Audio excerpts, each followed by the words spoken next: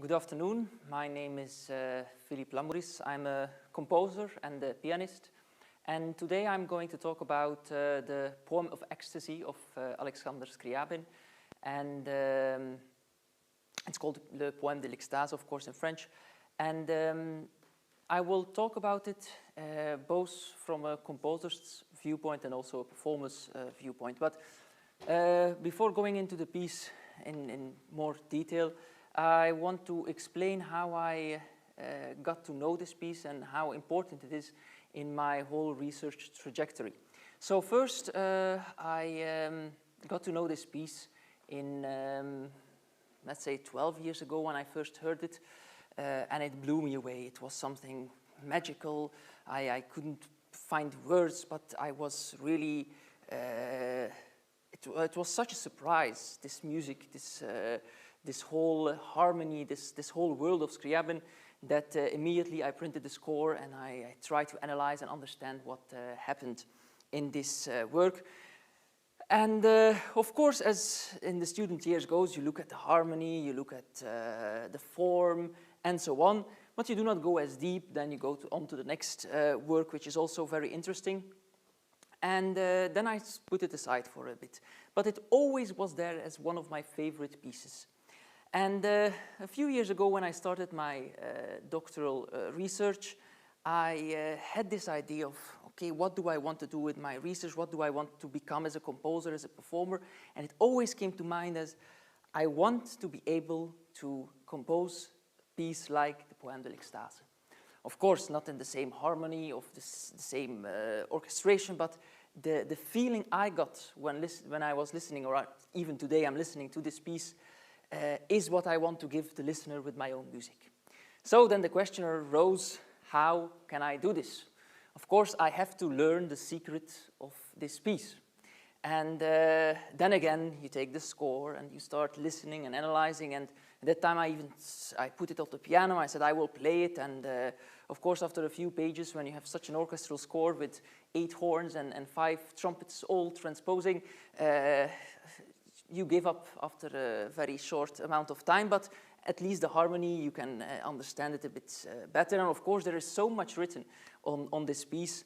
Of course, we already heard Nuno talk about the mystic chord and then the octatonic scale.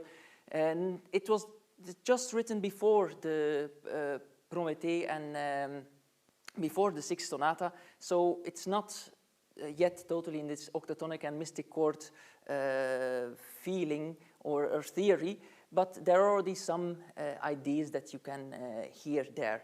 And so, okay, I set out a journey to learn the secrets of this piece and then to try to incorporate it into my own artistic practices. So, okay, then I tried this, I analyzed, I listened to all the recordings. The first recording first recording that we have is of 1932, and that recording, and compared to even the recordings of today by Boulez or by Petrenko with the Berliner, they are all so special for me. Then a few years passed by, and last year I played on the same polyphonic performance spaces another very dear composition, and that's the Rachmaninoff Second Symphony, the Adagio of it. And this process, what I had when I studied it and I played it, it was eye-opening. Really playing orchestral music by yourself and not just listening or analyzing, it opens other dimensions. So in the euphoria of this Rachmaninoff performance, I had the idea, I will play the Poème de l'Extase this year also on the polyphonic performance spaces. And I said to my promoter, yeah, fix it, I will do this. And then a few months ago, when I started really learning the piece and I put the orchestral score on my piano and I said, it's not possible. It's too difficult. How can I play such a big orchestra on the piano without really diminishing its value? And then, of course, it was already fixed, so I had to do it, and I had to work my way through this process. So what I've done is I started by transcribing it and sitting at my computer and I'm at my piano trying to figure out a way how to translate the opening few bars into a piano version of the piece. And it took a lot of time, and it took really, I didn't say I gave up, but I also then tried to find other directions to approach this. And then I looked at, of course, the two piano version of the score, which is also very difficult, and to reduce that into a solo piano was also not possible.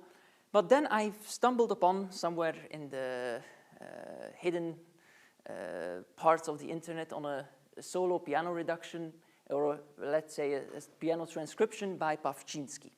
And when I found this, I said, yes, this I can use, this I can play.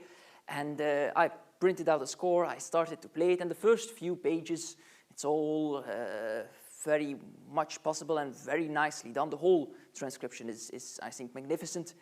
But after some time, I felt also still not 100% happy with how it sounded. It was really a transcription, it was a piano version of it. And there were a lot of things missing, but there were also so many elements that you almost do not hear in an orchestral version of the piece. So I said to myself, okay, I will try to mix my own ideas with the Pawczynski version. And this is what I'm going to play today. And I also thought to myself, okay, is this really a piece that should be played on a big concert hall and as a pianist? And I had the idea, no, it's not really a piece for that. It's an orchestral piece. But I wanted to play it because I wanted to feel the same feelings I had when playing this Rachmaninoff last year. So I decided to, okay, how would Scriabin have played this piece? As we know, Scriabin was a very good pianist, and I'm quite sure that he had his colleagues over when he was composing it and played some passages to his friends and explained, yes, hear this, and I'm doing this and this. So this is the feeling I want to give to you all when playing now this piece. And last year when I did the Rachmaninoff, I stumbled upon a recording of Rachmaninoff himself playing his symphonic dances to some of his friends and colleagues in a homemade recording. And it was fascinating how he is playing them and he's stamping with his foot and he's singing the melody. Now, I'm not going to do this today because otherwise some would accuse me of imitating Glenn Gould or something. But this really feeling of expressing yourself, trying to imitate an orchestra using this very nice instrument is a challenge. And it's also something that I myself do as a composer when I write my own pieces for orchestra. Then I also show my friends, nowadays you can show it with a MIDI recording, of course, or with a computer, but it is much better to just sit at the piano and play it for them. It's much more alive. So when I've arrived to this idea of playing it as a composer, I've of course had this question, how would Scriabin have played this? And I'm sure we do not have really an answer. We do not have a recording of him. We have, of course, some kind of recordings of his piano pieces, but still orchestral music in a more intimate setting, you do not know how he would have played this. So what I've then decided to do is just play it as like I try to imagine that this piece is also mine.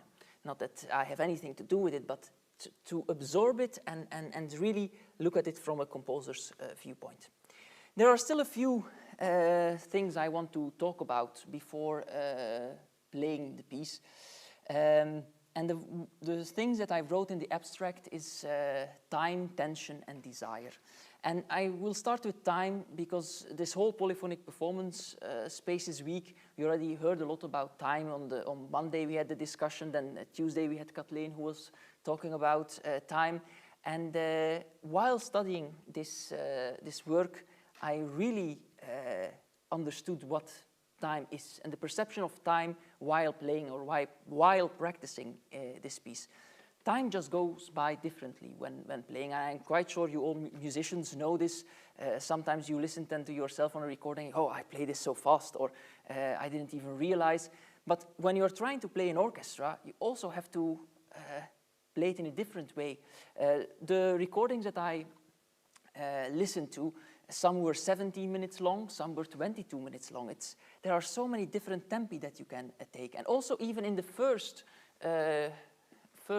bars, how do you play this? What's the timing of this, this first melody?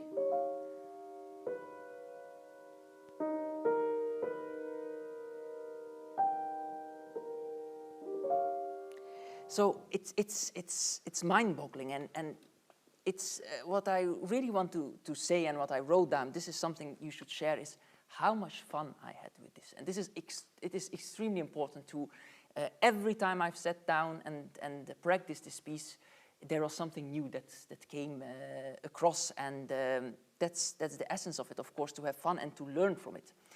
And then the second part, tension, is, as Nuno also talked about it in already the previous lecture, is how Scriabin manages with his octatonic scale and then the mystic chord, but he also does it here in this piece, using some different tools and different harmonies in building up tension. And this comes from all of his melodies, this first melody, which then comes and resolves. This is not a real resolve. Throughout the piece, the only real moment that you feel, here we arrived, is at the end. And at the end, if you listen to the orchestral version, and I should suggest everyone to do this after listening to this piano reduction version, to listen to the real thing, because then you will hopefully get the whole picture. And so this tension just resolves at the end. And if you play it well, and I think if I really play it well, I should fall dead after 10 minutes, because the tension builds up and never resolves and goes on and on. And I even thought about, okay, normally you have an orchestra of 80 people carrying this burden and this tension, and of course the conductor who manages everything, and it's equally divided, this tension, among the 80 people. But now I have to do this all myself, and to keep it in and then go to the end. So it's in this case very hard. But this tension is there the whole time. And then we get to the last point, which is desire. And Scriabin writes in a lot of his piano pieces about the expression mark desire, and play this with desire. And this is also what I hear in this piece. So every melody wants to go somewhere. And of course, now you will not hear all of the melodies, because sometimes there are 5 different melodies going through the piece, and it's just physically impossible to play them. But while I'm playing them, I hear them in my head, because I know the orchestral score. It's not that I can't play it, that I do not have it in me. So this entanglement and these voices talking to each other and always leading to the next chord, next chord, next chord, is what gives this magic to this piece.